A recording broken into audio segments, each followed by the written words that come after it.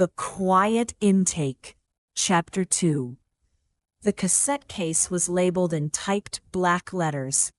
Phase 2, Separation Tolerance. Mara stood in front of the open archive box, with the tape in one hand, and the clinic hallway breathing too quietly around her. Behind her, Dr. Vale said her name the way a person might speak to a frightened animal they wanted to corner without triggering a bite. "Put that back," he said. She did not turn around. The case felt warm, though that was impossible. "Why is there a phase 2? She asked. No one answered immediately. She heard Summer take one measured step closer. Paper shifted in Dr. Vale's hands.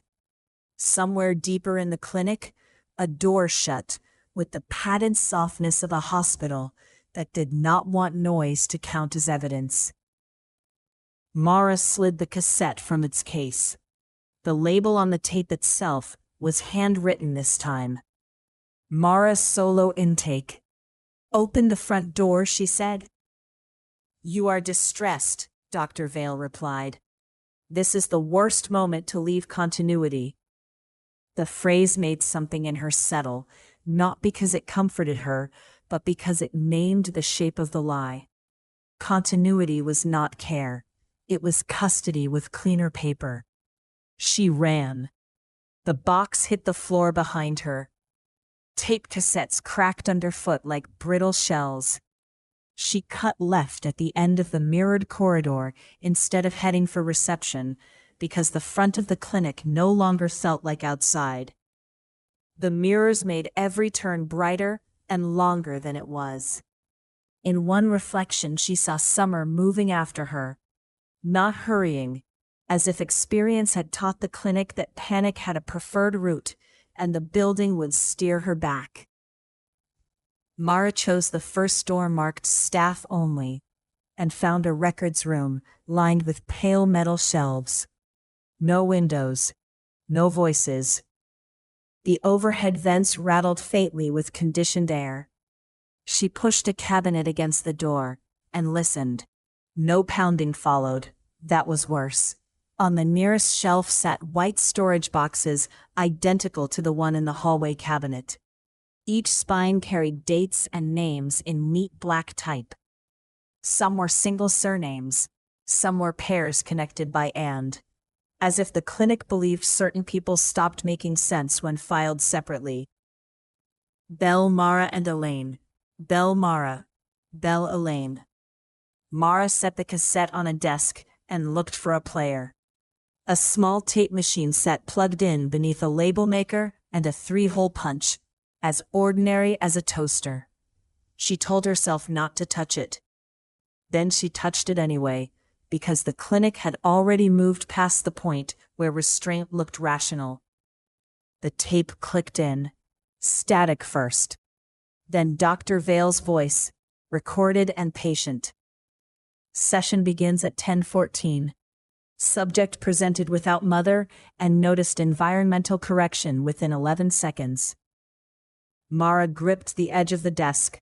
Her own voice answered, raw and breathless.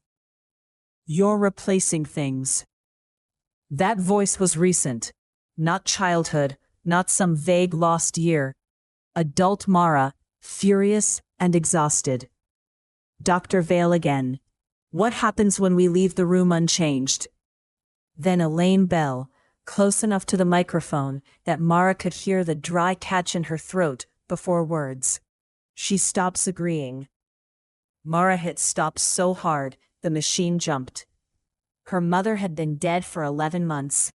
Dead, buried, cremation paperwork signed, flowers carried home in the rain. There was no arrangement of tape hiss that could make that negotiable. Unless the clinic's trick was not pretending the dead remained alive.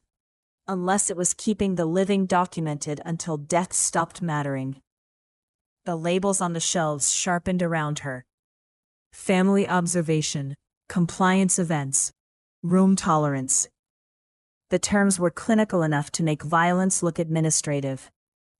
She opened the box marked Belle Elaine. Inside were condolence cards, medication lists, church bulletins, attendance slips from a grief group Mara had never heard of, and a series of clinic receipts printed months apart after Elaine's funeral.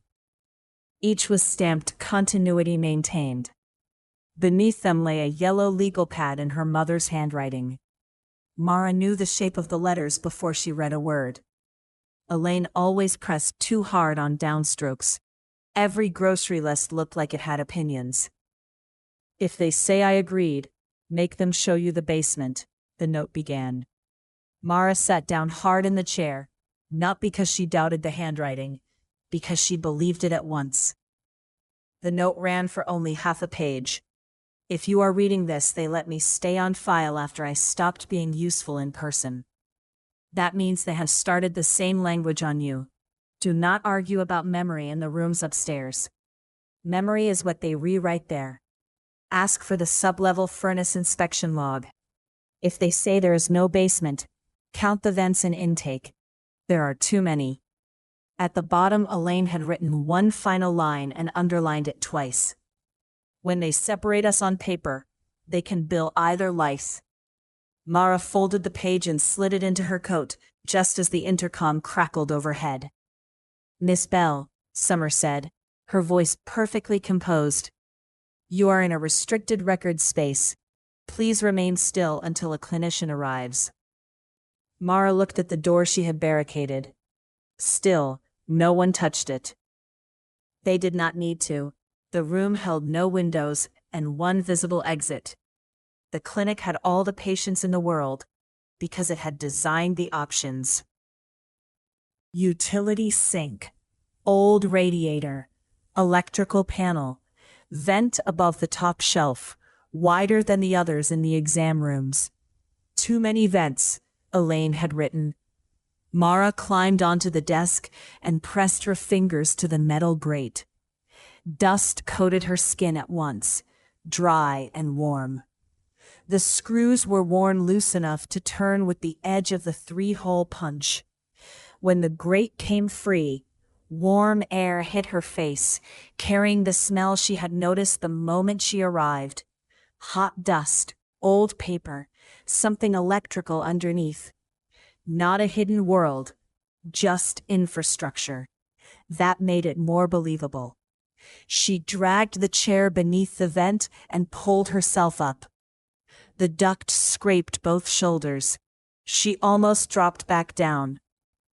Then she heard the cabinet at the door being moved aside from the other side, with deliberate care. Not a break-in, a procedure.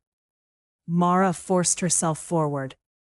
The duct bent after 8 feet and opened above a narrow concrete stairwell, lit by a single yellow bulb. She lowered herself onto the top step and listened. The building sounded different here. Louder. Pipes ticking. A low furnace hum. Somewhere below, the steady mechanical rewind click of cassette machines running in sequence. At the bottom of the stairs sat a gray fire door, with no handle on Mara's side. Only a push bar and a placard that read, "Archive Processing." She pushed through. The basement was colder than upstairs, and far larger than the clinic's footprint should have allowed. Rows of shelving ran between support columns. Reel-to-reel decks and cassette duplicators filled one blast-in room. A copier stamped forms in automatic rhythm.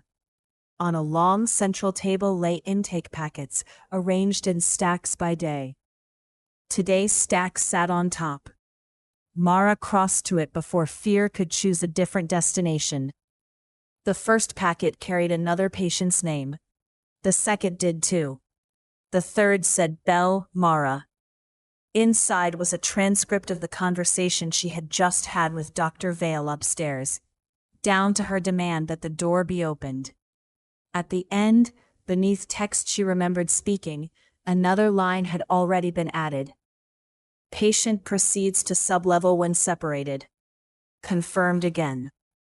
The timestamp on that entry was 9 minutes in the future. Mara stared until the numbers stopped feeling like numbers. Behind her, one of the cassette duplicators clicked off. Another clicked on. Then, from the speaker mounted above the processing room, her mother's voice spoke calmly into the cold air.